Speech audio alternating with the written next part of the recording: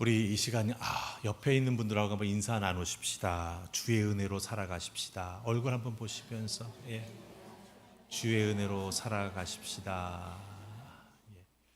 이렇게 인사하실 때 보면 얼굴이 활짝 펴져요.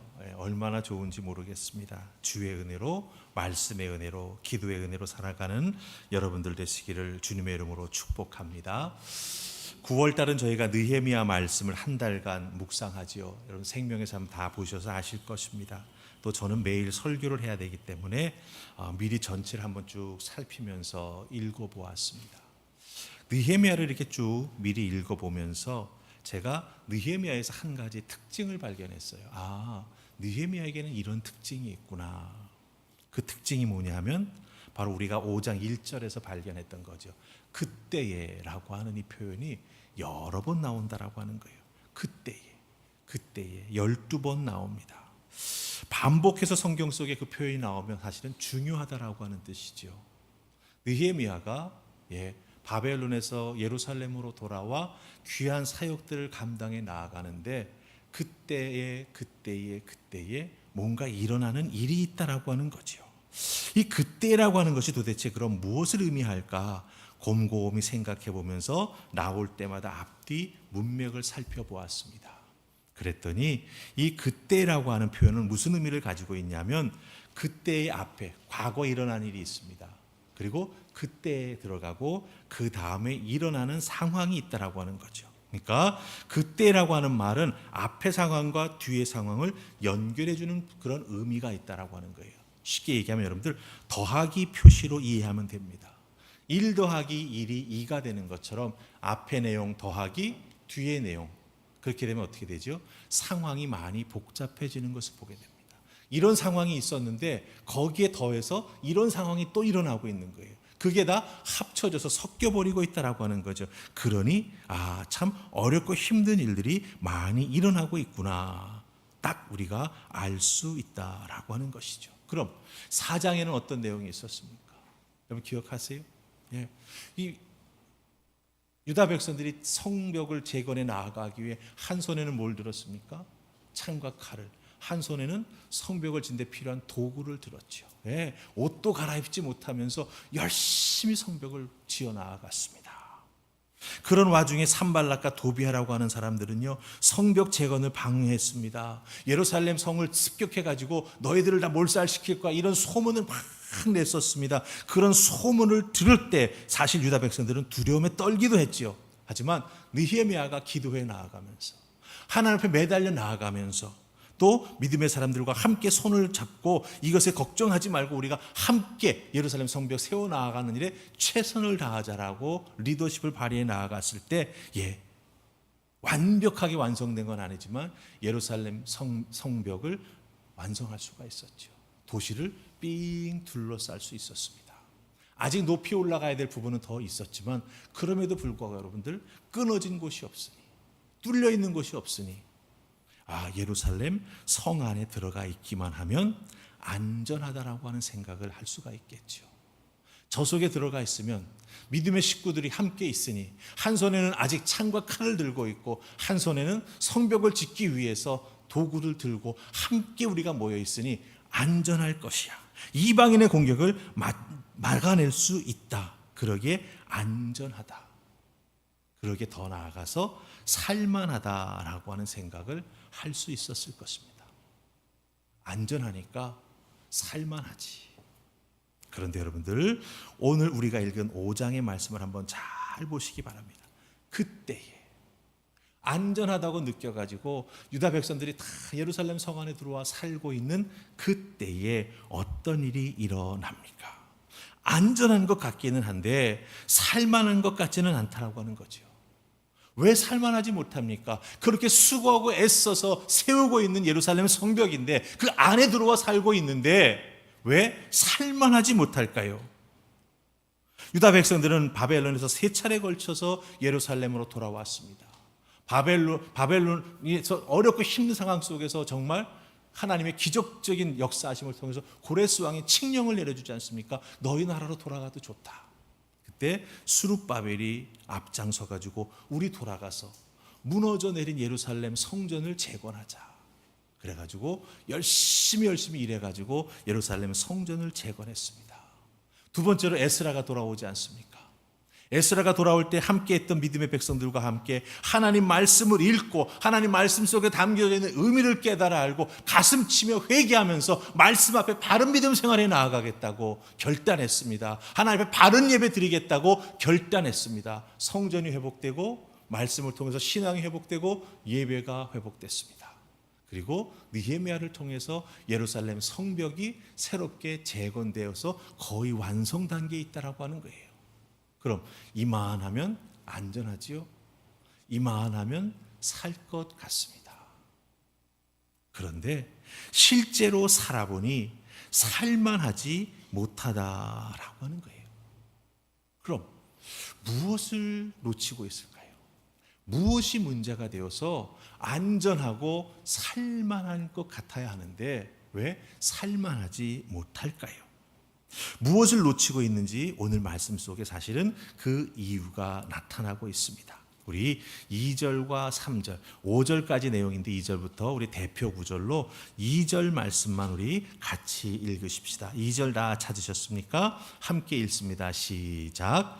어떤 사람은 말하기를 우리와 우리 자녀가 많으니 양식을 얻어먹고 살아야겠도다 하고. 아멘.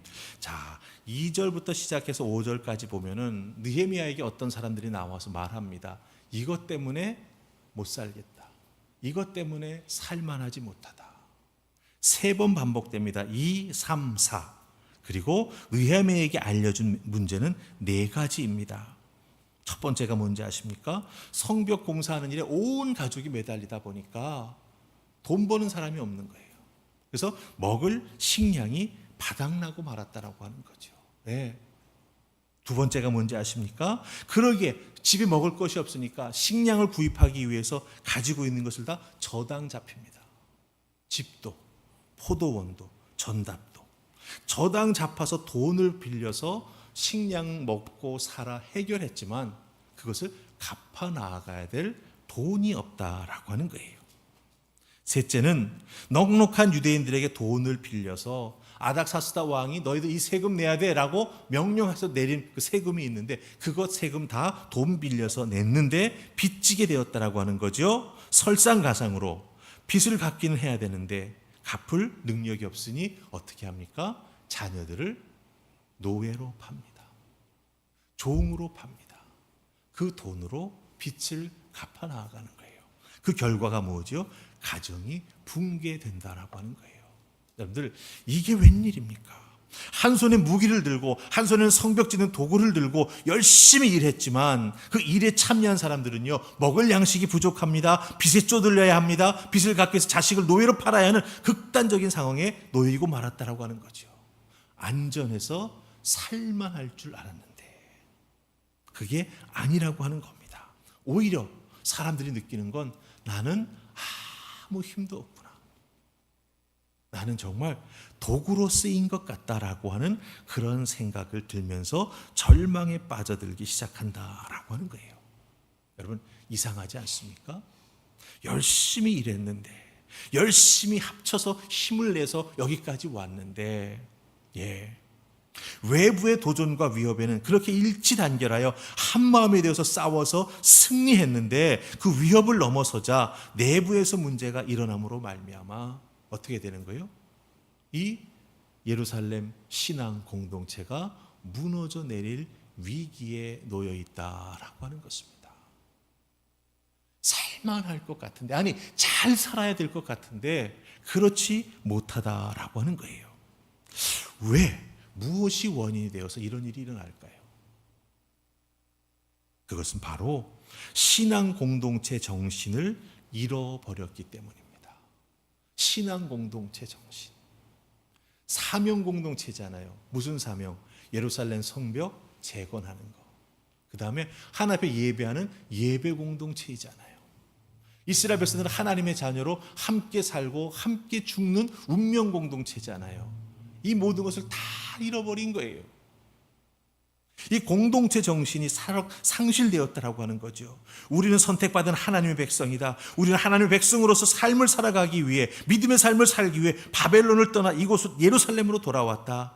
예배 회복하고 하나님의 율례를 듣고 배워서 하나님 원하시는 삶이 무엇인지 알게 되었고, 그 알게 된 삶을 이루어드려 하나님 앞에 영광 돌리는 삶을 살기 위해 이렇게 노력하고 여기까지 왔는데, 알고 있는 것과 현실과는 차이가 있다라고 하는 거예요. 유다인들의 살아가는 모습, 현실의 어려움 앞에서 무너지고 있다라고 하는 거죠. 왜? 신앙의 원리로 살아가는 게 아니라고 하는 거예요. 말씀과 예배가 회복되어 가지고 그 말씀과 예배의 은혜가 삶 속에서 막 살아 역사해야 되는데 그렇지 못하다라고 하는 거예요. 세상의 원리로 살아버리게 되었다라고 하는 것이죠. 그러게 돈을 구워주고 돈을 받게 되면서 이자를 내야 되고, 이자가 이자를 낳게 되고, 여러분들 쉽게 말하면 사채 쓴 거잖아요. 네, 얼마나 어렵고 힘든 일들이 일어나게 되었냐라고 하는 것이죠. 왜? 신앙의 원리가 아니라 세상의 원리로 살아버렸기 때문에. 신앙 공동체의 아름다운 모습을 겉으로는 유지하고 있는 것 같지만 속으로는 다 잃어버렸기 때문에 이런 일이 일어나고 있다라고 하는 겁니다. 사랑하는 하늘 화평교회 성도 여러분, 우리들의 신앙생활에 있어서도 혹여 이런 모습은 없는지 모르겠습니다. 겉으로는 왁자지껄하고 다 좋은 것 같은데 속으로는 따져보고 계산해보고, 저 사람은 나하고 가까이에서는 안 될 사람이구나, 내 속마음 이야기해서는 안 될 사람이구나, 계산하고 있지 않은지 모르겠습니다. 결국 그런 모습은 뭐예요? 세상의 원리, 나의 이익만을 구하는 우리가 된다라고 하는 것이죠. 그럼 우리 한번 이렇게 생각해 보는 것은 어떨까요?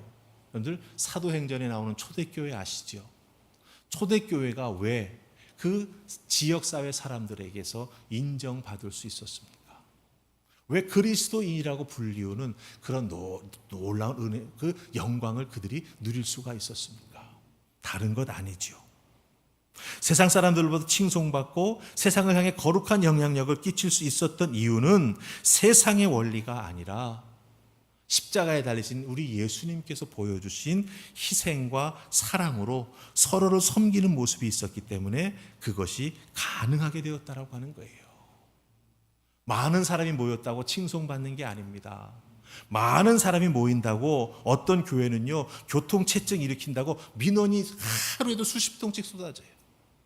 교회에서 소음이 너무나 많이 한다고 주변에 있는 사람들이 민원을 계속 집어넣어요. 여러분들, 그런 의미에서 보자면 초대교회가 이렇게 칭송받고 세상을 향해서 거룩한 영향력을 끼칠 수 있었던 그 이유는 바로 우리 예수님이 보여주신 희생과 사랑으로 서로를 섬기며 세상을 향해 나아가는 모습이 있었기 때문이라고 하는 거죠. 사도행전 2장 44절은 이렇게 말합니다. 믿는 사람들이 다 함께 모여 모든 물건을 서로 통용했다. 또한 재산과 소유를 팔아가지고 각 사람의 필요를 따라 나누어 주었다. 날마다 마음을 같이하여 성전에 모이기를 힘쓰고 집에서 떡을 떼며 기쁨과 순전한 마음으로 음식을 먹었다. 이게 무엇을 뜻합니까? 한 영혼을 주님의 마음으로 섬기며 필요한 것을 채워주는 아름다운 모습. 내게 여유 있는 것은 없는 사람에게 나누어 주고, 정말 힘든 사람을 위해서는 자기의 소유까지도 나누어 줄 수 있는 그런 믿음 가지고, 즉 생명을 주신 주님의 모범을 따라 살아가는 삶을 살아갔다라고 하는 거죠. 이렇게 삶을 살았더니 그 결과 돌아온 게 무엇이지요? 사도행전 2장 47절은 이렇게 말합니다. 온 백성에게 칭송을 받았다라고 하는 것이죠. 온 백성에게 칭송을 받았다. 여러분들, 이명웅이라고 하는 가수가 어디에서 콘서트를 한 모양이에요. 연습하는 중에 밤에 연습하고 그러니까 소음이 나고 불이 밝아지지 않습니까? 그때 주변에 사는 사람들에게 사과 한 박스씩 다 돌렸대요. 그게 미담으로 뉴스거리가 돼서 나와요. 그게 미담으로 뉴스거리가 돼요. 그렇다고 한다면 여러분들, 예수 믿는 우리들, 예수 믿는 사람들이 함께 모여 예배하는 하나님의 교회, 하늘품 화평교회, 우리들의 예배와 삶의 자리에서 세상 사람들에게 우리는 어떤 영향력을 미치고 있냐라고 하는 것이죠. 다행히 주변에 계신 분들은 교회를 향해서 불평하는 분들이 없어요. 금요일 날 그렇게 뜨겁게 찬양하고 그렇게 뜨겁게 찬송 부르면서 하나님 앞에 매달려도 민원하는 사람은 없더라고요. 감사한 일이죠. 왜? 정말 우리가 서로 사랑하고 아름다운 모습으로 신앙생활에 나아가기 위해 우리가 믿음의 본질, 교회의 본질을 붙잡고 나아가고 있기 때문이다라고 하는 것이죠. 그런 의미에서 여러분들, 느헤미야가 직면했던 문제와 사도행전에 나오는 초대교회의 모습 속에서 우리가 발견하는 것이 있다라고 하는 거죠. 믿음 참 중요합니다. 예배를 통해서 은혜 받는 것 참 중요합니다.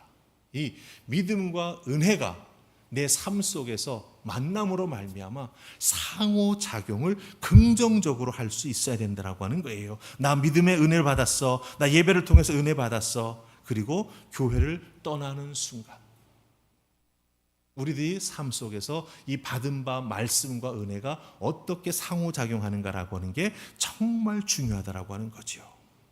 믿음의 힘을 내 삶 속에서 체험해야 되고 내 삶의 한가운데서 믿음으로 살아갈 때 하나님 주시는 은혜가 얼마나 풍성하고 귀한 것인지 체험하며 깨달아 하는 우리가 되어야 한다라고 하는 것입니다. 우리는 하나님을 믿으면서 열심히 일해야 합니다. 믿음이, 은혜가 결코 우리의 일을 대신해 줄 수는 없습니다. 믿음 생활 한다고 여러분들 삶이 저절로 나아지던가요? 아니죠. 오늘 예배 시간을 통해서 은혜 받고 집에 돌아갔어요. 근데 갑자기 여러분의 은행 잔고가 배로 늘어나던가요? 그건 아니에요. 그렇다고 한다면 은혜 받은 내가 어떻게 해야 되는가라고 하는 것이죠. 그 받은 바 은혜를 갖고 내 삶에 작용해서 은혜와 삶이 상호작용을 함으로 말미암아 긍정적인 모습, 긍정적인 열매를 맺는 우리가 되어야 된다라고 하는 거예요. 그리고 그 열매를 통해서 세상 사람들에게 다가가고 거룩한 영향력을 미칠 수 있어야 내가 먼저 주변의 사람들로부터 인정받고 칭송받게 될 때 주의 몸된 교회가 칭송받고 거룩한 영향을 미쳐 나가는 아름다운 모습이 우리에게 가득하게 된다라고 하는 것입니다. 반드시 내가 해내야만 하는 내 삶의 몫이 있는데 그것을 믿음으로 감당해 나아가는 우리가 되어야 한다라고 하는 것이죠. 느헤미야는 이것을 감당해 나아가기 위해 사람들로부터 여러 가지 이야기를 다 들었습니다. 아, 이게 문제였구나. 예배드려서 은혜도 받고 말씀을 통해서 깨우침도 있는데 삶의 자리에 돌아가 보니 너희들 세상 사람들과 똑같이 살았어. 돈 구워주면서 이자를 복리로 받았네. 이자 갚지 못하니까 그래 저당 잡힌 거 다 내 거야. 집 문서 돌려 내 이름으로 받고 이것도 안 돼. 그럼 딸 자식 팔아가지고 나한테 돈 갚어. 그게 누가 한 짓이에요? 예, 느헤미야와 함께 예루살렘을 지키며 다스리고 있던 귀족들과 민장이라고 하죠. 민장은 관리를 의미하는 거예요. 그 사람들이 그걸 한 거예요.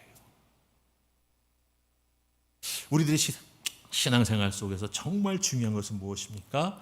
믿음의 원리, 은혜 받은 원리가 내 삶 속에서 움직여 작동해 그 열매가 정말 하나님께 영광 돌리는 열매로 맺혀져야 된다고 하는 것이죠.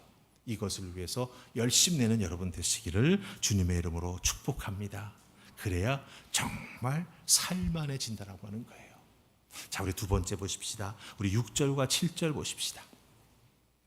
6절 7절 찾으셨습니까? 우리 같이 읽습니다. 시작. 내가 백성의 부르짖음과 이런 말을 듣고 크게 노하였으나 깊이 생각하고 귀족들과 민장들을 꾸짖어 그들에게 이르기를 너희가 각기 형제에게 높은 이자를 취하는도다 하고 대회를 열고 그들을 쳐서 아멘.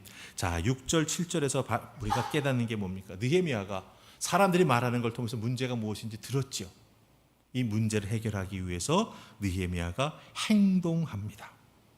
공동체를 회복하기 위해서 해결 방안을 찾아서 느헤미야가 움직이고 있다라고 하는 것이죠.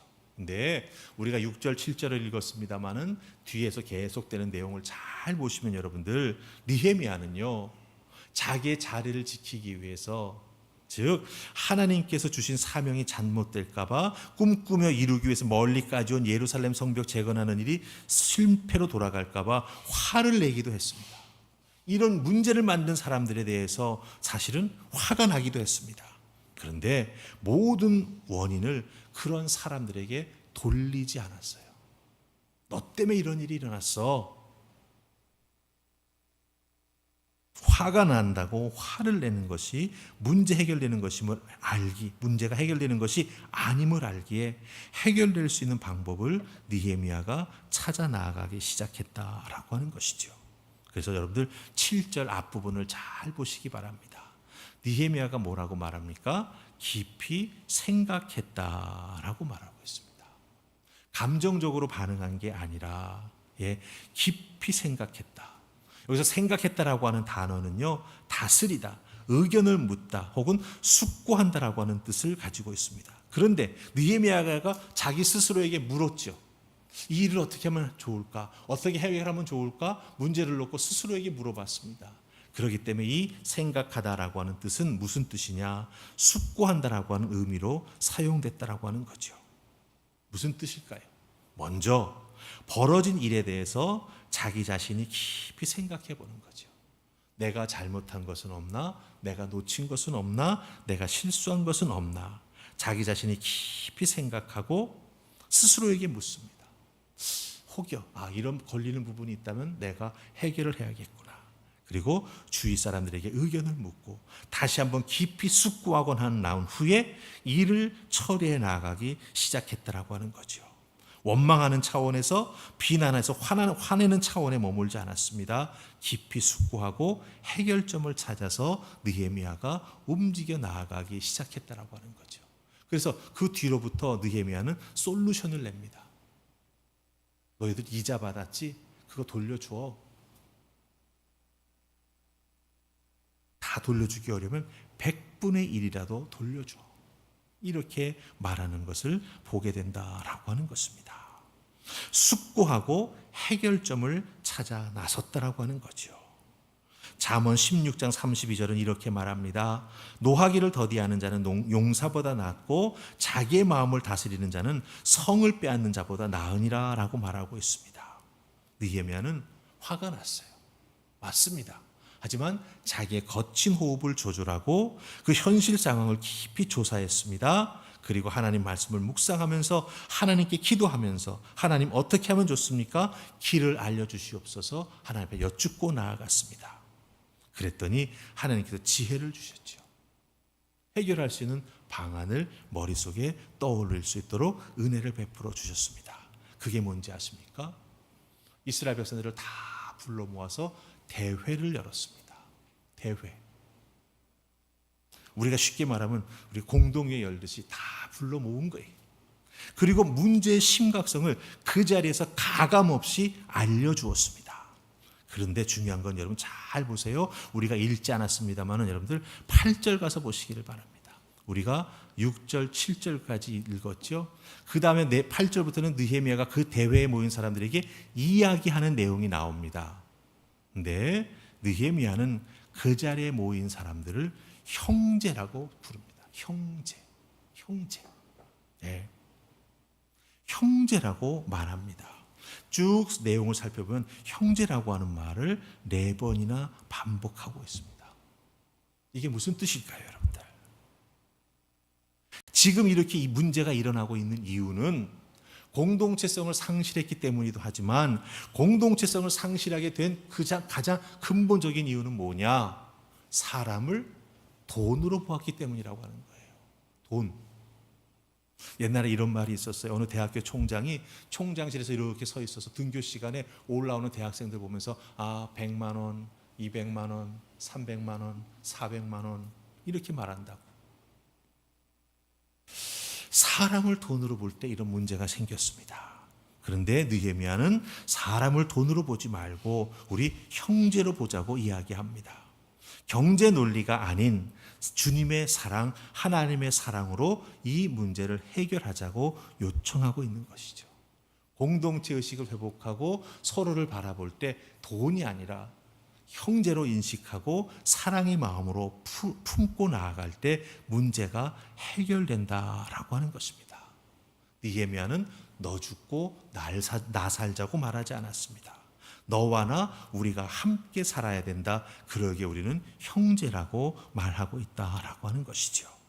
느헤미야는 하나님 명령하신 사명 잘 감당하며 열심히 일할 때 내부 공동체에서 발생한 문제를 하나님 말씀의 기초에 신앙적으로 지혜롭게 해결해 나아갑니다. 사람들 사이에 화평을 이루고 서로가 서로를 돕는 아름다운 은혜의 공동체가 될 수 있도록 모든 노력을 다 한 사람이 느헤미야였다라고 하는 거죠. 또한 그 느헤미야의 말을 듣고 리더십에 따라서 모든 믿음의 지체들이 한마음 한뜻이 되어서 이것에 따라 움직여 나아갔다라고 하는 거예요. 그래서 13절 여러분 맨 끝에 보시기를 바랍니다. 뭐라고 돼 있죠? 그 백성들이 그 말한 대로 뭐 했다고요? 행하였다. 이렇게 말하는 것을 보게 됩니다. 이렇게 정말 하나님의 사랑과 모범을 따라 가지고 움직여 나아가기 시작할 때 그 공동체는 해결되었고 함께 믿음 생활에 나아가는 아름다운 모습이 뿌리 내리게 되었다라고 하는 것이죠.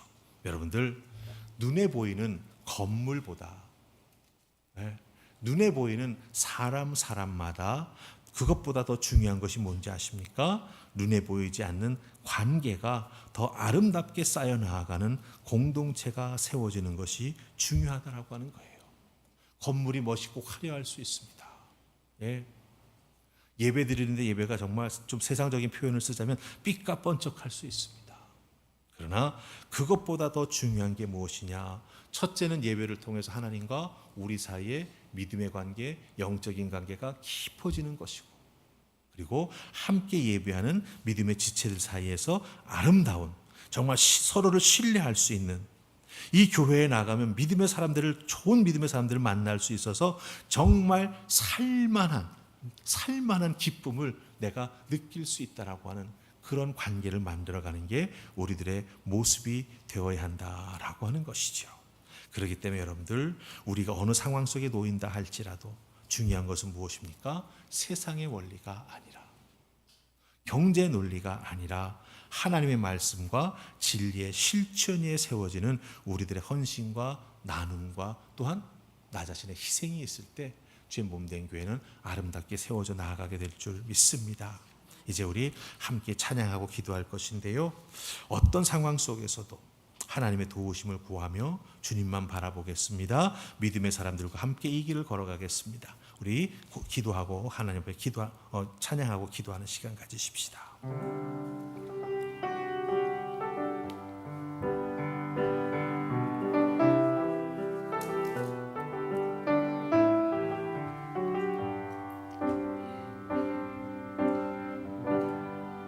모든 상황 속에서 주를 찬양할지라. 주는 너의 큰 상급, 큰 도움이시라. 주의 얼굴 구할 때 주의 영을 부사 크신 사랑 안에서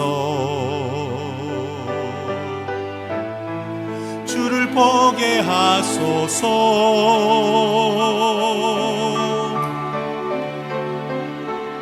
내 영혼이 확정되고 확정되어 싸우니 믿음에 눈들어 주를 바라봅니다. 내 영혼이 확정되고 확정되어 싸우니 믿음에 눈들어 주를 내 영혼이 확정되고 내 영혼이 확정되고 확정되어 싸우니 믿음에 눈들어 주를 바라봅니다. 내 영혼이 확정되고 확정되어 싸우니 믿음에 눈들어 주를 바라봅니다. 주를 찬양할 때 주의 나라 이미 임했네. 주의 영원한 나라 보게 하소서. 내 영혼이 확정되고 확정되어 싸우니 믿음에 눈 들어 주를 바라봅니다. 내 영혼이 확정되고 확정되어 싸우니 믿음에 눈 들어 주를 바라봅니다. 할렐루야 할렐루야 찬양하세. 내 모든 죄 사함 받고 주 예수와 동행하니 그 어디나 하늘. 할렐루야 할렐루야 찬양하세. 내 모든 죄 사함 받고 주 예수와 동행하니 그 어디나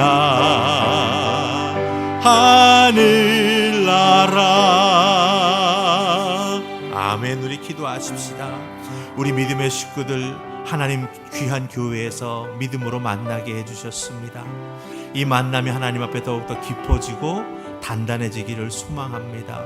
그러기 위해서는 우리에게 세상의 안목이나 세상에서 친구를 사귀는 수단과 방법이 아니라 하나님의 말씀의 은혜로 믿음으로 만나며 믿음으로 서로를 사랑하며 안아줄 수 있는 우리 모두가 되게 하여 주시옵소서. 그럴 때 하나님 주신 하늘의 은혜를 통하여 하늘풍 화평교회는 참으로 귀한 교회가 될 것이고 이 교회에서 함께 신앙에 나아갈 때 하나님 광야 같은 이 세상도 살만한 세상이 될 줄로 믿습니다. 주여 도와주시옵소서. 우리 위해서 함께 기도하겠습니다. 기도하십시다.